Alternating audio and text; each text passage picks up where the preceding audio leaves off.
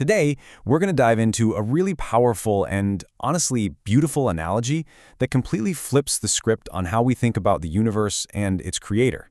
It all boils down to one single fundamental question. So here it is. Is the creator some kind of external artist, shaping the universe from the outside like a sculptor with a block of marble? Or is the relationship between the creator and the creation something way more intimate, something inseparable? The answer, you'll see, changes absolutely everything. Well, Vedanta philosophy offers this incredible perspective, and it does it using a really simple but powerful image, the cosmic spider. Now I know, it might sound a little strange at first, but stick with me, because this single idea is the key to unlocking a totally different way of seeing reality. Okay, so to really get a handle on the spider analogy, we first need to understand a core philosophical concept. Basically, there are two fundamental causes behind anything that's ever been created. Once you get these two ideas, the power of the spider analogy just clicks into place. First up, we have what's called the material cause, or upadan karan. This one's pretty straightforward. It's the raw stuff, right? It's the substance that something is actually made from. So think of the clay that becomes a pot, or the gold that gets shaped into a necklace. It's the essential what of a thing.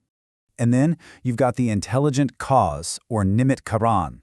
This isn't the physical stuff. This is the knowledge, the skill, the blueprint, and the will that shapes that stuff. It's the potter's expertise, the goldsmith's intelligence. It's the how and even the why behind the whole operation. So we have the material cause, the what, and the intelligent cause, the how. Now, in our everyday world, these two things are almost always separate, right? The potter needs clay, the painter needs paint. But this is exactly where the spider analogy comes in and just changes the game completely. Let's look at it this way. In the usual model, like with a potter, the creator and the material are two separate things. The potter, who is the intelligent cause, has to go find clay somewhere else. But the spider model, it completely collapses that distinction. The spider is both the genius that designs the web and the factory that produces the silk. It all comes from within. And this right here is the big aha moment.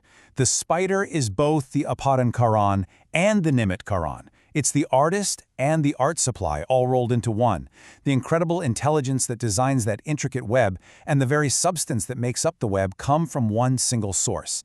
It's a totally self-contained, self-sufficient system of creation. This idea of a creator who is also the material for creation isn't just some abstract thought experiment. It's a central theme in one of the world's most sacred texts, the Bhagavad Gita, which explores this very concept using its own powerful metaphors. So, to explain this on a cosmic scale, the Gita frames these two causes, the material and the intelligent, with this beautiful metaphor of a family. It's a really neat way to illustrate the relationship. And here's the verse itself.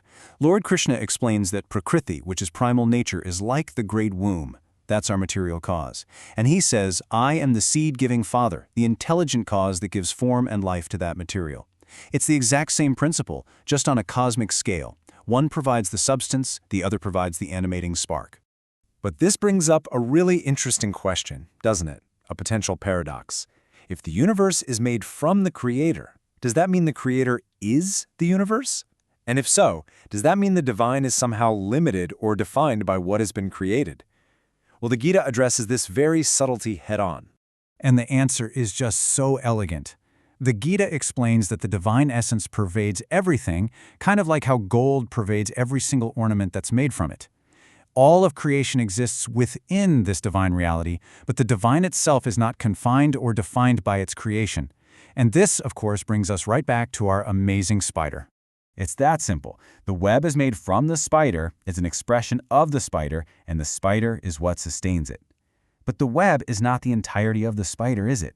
The spider remains its own distinct, complete being, totally untouched and unlimited by the beautiful web it created. And this analogy, it just keeps on giving. Because if you look at the entire life cycle of the spider and its web, it perfectly mirrors the unified functions of the Hindu trinity, Brahma the creator, Vishnu the sustainer, and Mahesh or Shiva the dissolver. Think about it. First, the spider spins the web out of itself. That's creation, the role of Brahma. Then it lives on the web, maintains it, uses it to survive. That's sustenance, the role of Vishnu.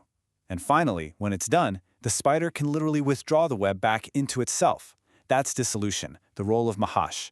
Creation, preservation, and dissolution, all from one single source. So, what's the ultimate takeaway from this whole cosmic spider analogy? It's this. There is no real separation.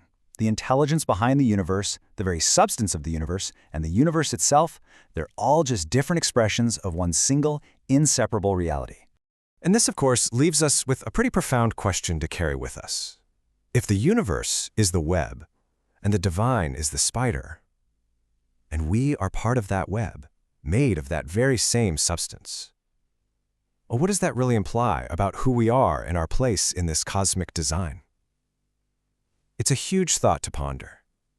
Thanks for exploring it with me today.